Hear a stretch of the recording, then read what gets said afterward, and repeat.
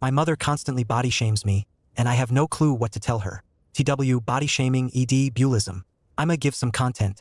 I 15F have had problems with my body and my eating habits basically since I have memories. I have been a chubby child pretty much my whole life, and my mother, 57, did not ever miss a chance to point it out. I even have a fond memory of my mother telling me I was so chubby that I could roll on the floor instead of walking when I was around 7.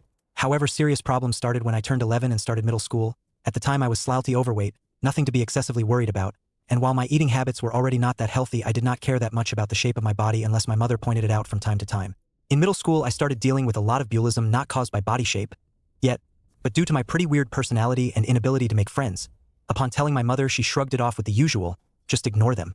As much as I would try to ignore them, their behavior was pretty wild, going from making secret group chats in which I would be a meme, to somehow stealing my diary from my backpack, reading it and then proceeding to rip some pages off. Now mind, I did not have any friends to talk about it with either, and this is where it truly started going south as I found binge eating, especially in sweet treats, my only way of venting. I will not go into the details of what I used to eat on a daily for obvious reason, but thinking about it now still kinda makes me sick.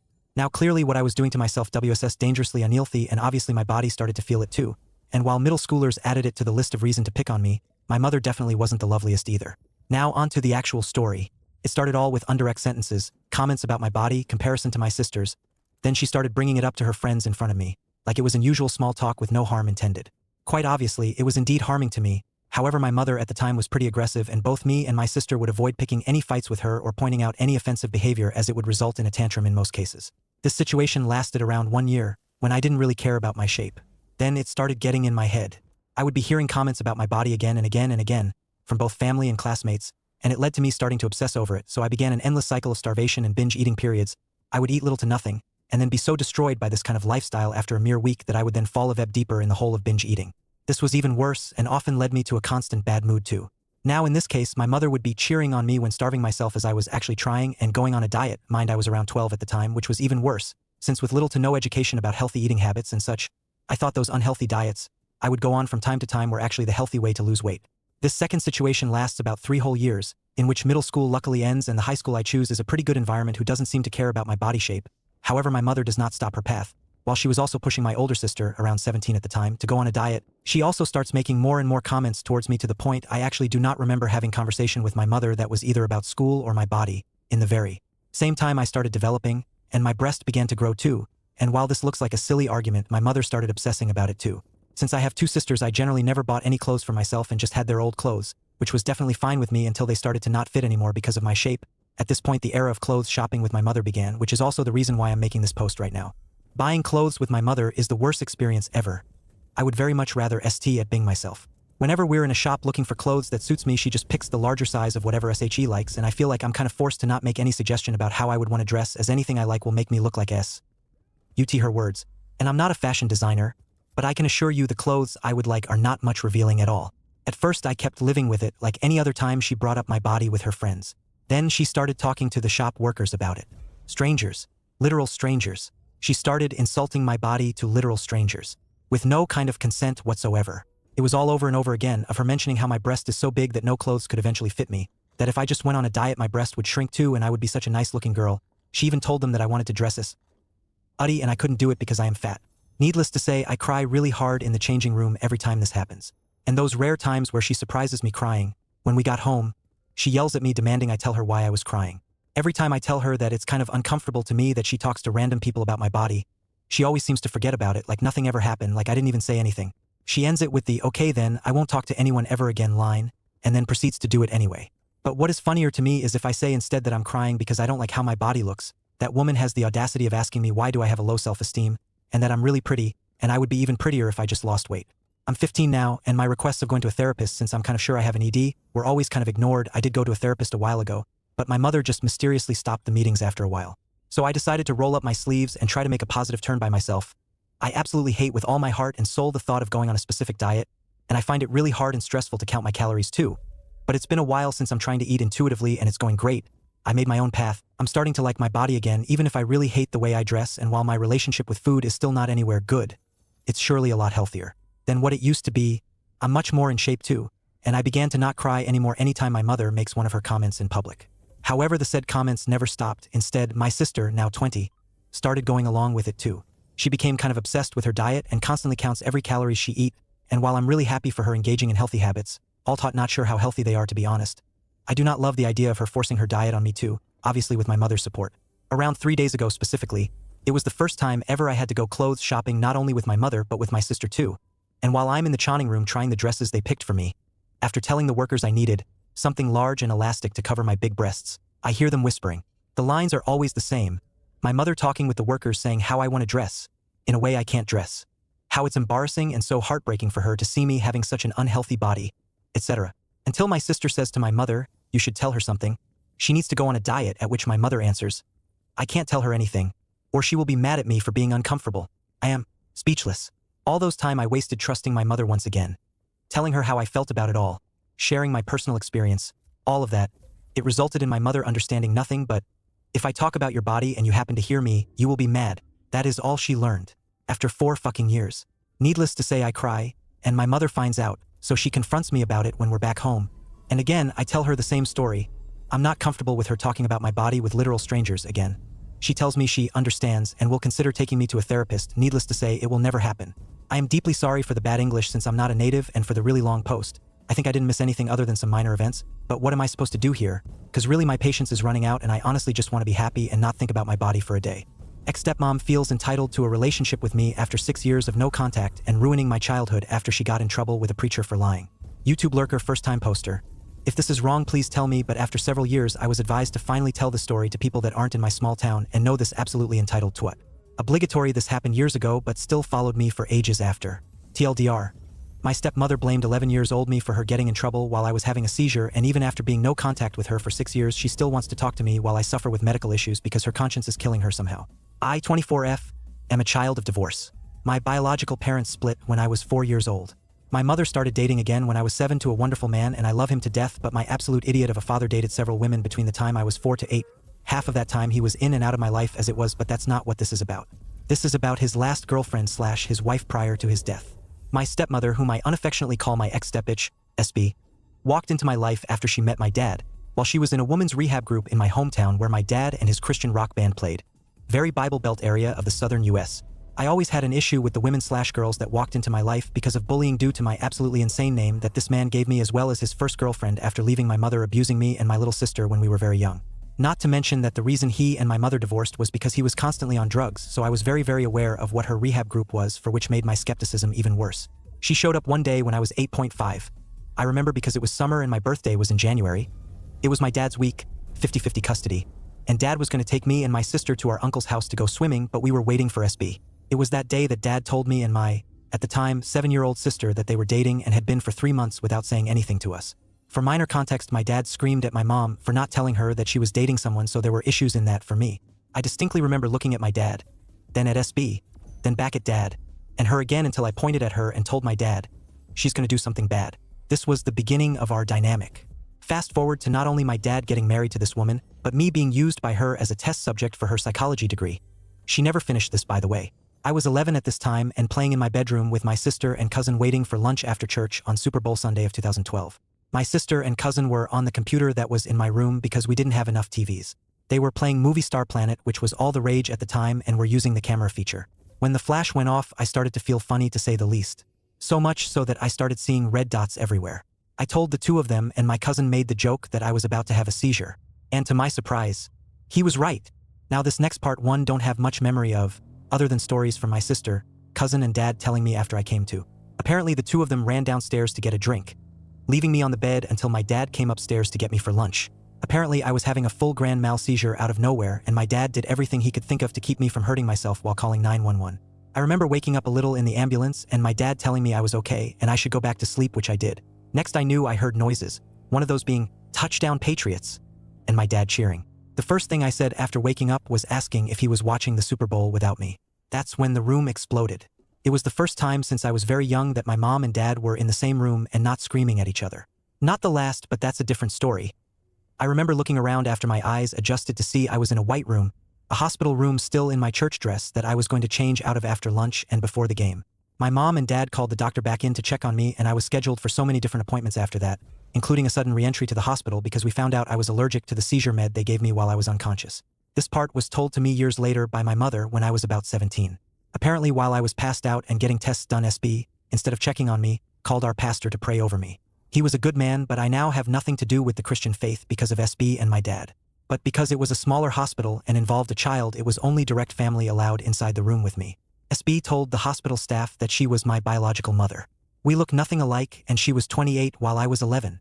When my real mom showed up, the pastor who was outside the room told her it was family only, and when she told him that she was my mother, and thankfully one of the new nurses that showed up was a friend of my mom's, she was let in and SB was kicked out.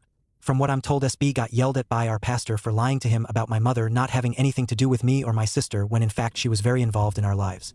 Hell, I was supposed to go to her house that day after she got off work, which was conveniently right after the Super Bowl. Anyway, after I was released from the hospital and my mom took me home to her house, things were okay. I was off school for a week because the seizure came out of nowhere and my primary wanted to have me come in every other day for checkups just in case. Things changed, however, when I went back to my dad's.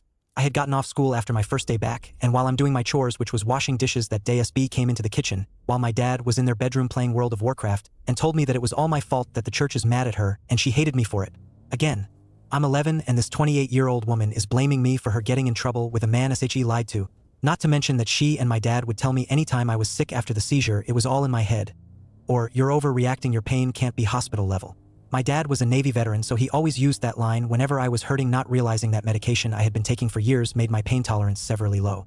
Ironically though, they were sort of right, explained further down. Since that day we absolutely despised each other to the point that no matter what I did I was getting Bible thumped. Even going so far as to make me late for an assignment for my freshman English class in high school because I made the mistake of claiming Greek mythology made more sense to me than the Bible. This still holds true to this day. I'm a practicing Norse pagan / moon Wiccan. She even got so insecure about my blatant hatred of her that she asked me to show her my messages between me and my counselor that I was assigned because of dual suicide attempts. I was 14 at that time, and even I, someone who at the time was studying forensic science and had an unhealthy obsession with criminal minds and law and order, knew that was illegal as hell and told my counselor about it at our next session. That nonsense got shut down very fast. Thankfully, she's been mostly out of my life since I was 17 when my father died of a drug overdose / withdrawal-induced heart attack. She and my father had apparently been on drugs again, big shocker and a personal I told you so on my part, and subjecting me and my sister to the fumes, which made me violently ill for several months, and we didn't know why until Dad passed. The last time I saw her was 6 months after he died when I turned 18 and I got the one thing of my dad's that I wanted, which was a 12-string electric guitar, big music family. However, that wasn't the last time she tried to make contact with me. Recently, while I was in college already stressed out because of more health issues that stemmed from the seizure incident coming up and the sudden death of one of my dad's 4 sons, SB started to spam my Facebook Messenger asking how I was doing, if school was going good, all this kind shit, only to yell at me for coming out as a demigirl, semi-non-binary that leans towards the feminine side. I was using they/them at the time, and she called me an abomination, which was strange because I didn't tell her or anyone else about this outside my college friends who were on the other side of the country from where she was back in my home state. Apparently my one brother, who still has contact with her for some reason, told her about me asking to be called sibling on our brother's obituary, thinking I still talk to this woman like my sister did occasionally. He was fully aware I hated her with a burning passion, but not exactly why. I'm not close with any of my brothers for various reasons, but that's beside the point. SB was tormenting me over the phone while I was studying for finals before returning home to get medical tests done. Come to find out I have epilepsy, autism, and a vein malformation in my brain that nobody cared to check after my seizure because the neurologist I saw in my home state at the time was an idiot and claimed I had the seizure due to low blood sugar, which come to find out is a massive side effect of the epilepsy and the malformation. I do have a blood sugar issue, but when I seize it gets dangerously low due to a plethora of other issues hormone and chemical-wise in my messed up body. I now have to go to the capital of my home state after dropping out of college because of insurance issues and have a consultation with a neurosurgeon to see if they're going to put me through radiation or just cut the malformation out of my brain. I went to Facebook in order to warn anyone on either side of my family since my epilepsy was genetic and I'm the first to have it on either side, as well as update my cousins who I still have contact with in that part of the state if they wanted to visit. SB fucking commented saying I should go see her instead. And nearly screamed. I was so mad that she was still acting all lovey-dovey to me, but thankfully my boyfriend was able to calm me down enough not to do something stupid and commented himself that if any of my family wanted to stay in contact with me, they will keep SB away from any information on my location in life. So far only my uncle, my dad's last living sibling, and his sons are the only ones who still keep regular contact with me or my sister from my dad's side. I have little contact with my mom's family my entire life other than one of my 2 brothers on her side. I have my fingers crossed that the situation gets better before I lose my whole mind, but I have a feeling she won't come anywhere near me or our hometown because of how many bridges she's burnt here by hurting me and my sister. Small town, lots of motorcycle bikers who happen to be family to us. I apologize for how long this is, I just had to rant. She's been ruining my life on and off since I was a kid, and I hope with this, I can now have some peace away from her while I deal with everything. I am eternally grateful to my boyfriend for keeping me sane during all this stuff, as well as my younger sister and stepdad who have been helping me with appointments and paying for my medication while I work on getting my disability processed. Edit. Hey everyone, thanks for all your kind replies, and suggest this is my first big post outside the Obey Me, and Twisted Wonderland subreddits. So again, thank you all. I said this in the comments, but for those who haven't seen. 1. SB is blocked and my family that are in contact with her are not in the loop on me in general because of distancing me and my sister from the family after my sperm donor died. My uncle is checking in with me regularly since he's a friend with my boyfriend's neighbor, so we see each other a lot more than we did just after Dad died. He's been the one fielding questions for me as well as his younger son who I've been close with since I was a baby. 2. I appreciate everyone who has been telling their epilepsy journey stories. It's been very helpful knowing that I'm not alone in this. It's scary for me since I've never had surgery or anything like this in my whole life. I still have my tonsils, wisdom teeth ECT, and with both my bio parents gone I'm afraid. But thankfully I have an approximate timeline for my surgery which is not until maybe August. By that time I should be moving in with my boyfriend and with his parents being just down the road and will have retired by then I'll have someone who can keep an eye on me while he's at work. All in all things are getting better and I'm grateful. I'm super excited for later in March. It's getting warmer here in Arkansas where I'm from so it's perfect motorcycle weather and I got to go on my first bike ride of the year the other day with the BF and it was magical. I'll get to go on my first full rally ride at the end of March and I'm uber excited. Let's just hope I don't have to run into another set of entitled angry parents to be who I haven't talked to in years. This is a reference to my ex who is an utter douche and his parents. The stories I could tell about them face with rolling eyes. Anyway, thanks everyone and I wish you all the best and all the internet hugs. Also, if you're an NEA, come by the Angel Run on March 29th. Mother said that I was selfish for changing my name. I, 24M, came out to my mother when I was 22 years old. She did not take it well. This specific scenario happened years ago, but I've been advised before to take stories of my mother to this subreddit as they were confident that she fits the entitled parent template, and I'm finally acting on the advice. For context, my mother has had the usual negative responses that parents can generally have. She's told me that I turned my back on everything I was raised on, that I was just confused, that Satan was lying to me. She's heavily religious. Also, I have nothing wrong with religion, but she is very toxically religious. She even went as far as to tell me that my straight NSFW books I was reading and my Catholic friend brainwashed me to make me trans. And that's just the tamer responses she had. She also, after I came out, apparently his little index cards with Bible verses and nonsense explanations from her as to how the Bible verse was explaining that I was not actually trans or that it was wrong that I was trans. In this instance, she also blamed my Catholic friend on top of some of my other friends for brainwashing me into believing I'm trans. To be clear, my friends never once made any impression on me to be trans. We have never even so much as discussed the idea that I was trans until I brought it up to him. Well, it got to the point where I was comfortable introducing my chosen name to my siblings and such. Of course, I told my mother as well, even though I know that she will never use it. However, it was simply not enough for my mother to not be pressured or expected to use my chosen name. She was also upset that my brother and other people around our apartment complex have chosen to respect my new name. Well, a fight broke out because my little brother, 17M, has become very much like a trans social justice warrior towards my mother in defense of me. His most famous quote being to scream at my mother loud enough for me to hear from my bedroom. Her pronouns are he/him. Bless his heart, he tried rolling on the floor laughing. This particular incident, however, my brother seemed very upset that my mother was not using my chosen name as my siblings had all generally started working at switching over how they address me. Even my older brother, 25M, despite his own unique views he at the very least previously used to have. Well, my mother had this whiteboard where she would write messages on for us before she leaves for work, generally addressing our chores for the day and so forth. As you can expect, my mother did not use my chosen name on this whiteboard, and that was something I choked down and dealt with as I knew picking the fight with my mother was not worth it. Well, my little brother is a very empathetic individual and knows when something is bothering me. So beyond my knowledge, he apparently continuously kept changing my name on the board from my dead name to my chosen name. I was low-key proud of him for being such an ally, but also I figured it was going to come with a lecture on my end. And I was right. My mom comes into my room later that night to insist that I stop going by Rhen, my chosen name, and to continue using my dead name with everyone. She told me that it was incredibly selfish and inconsiderate of me to change the name that she and my father worked so hard to come up with, and that it took them months to come up with the perfect name for me. My father doesn't seem to care or have any attachment to my name other than the fact that my dead name was named after him and was meant to be the female version of his own name, and even he's agreed to call me Junior as a compromise and still fully accepts that Rhen is my new name. I have agreed fully to that, and I think the nickname is adorable.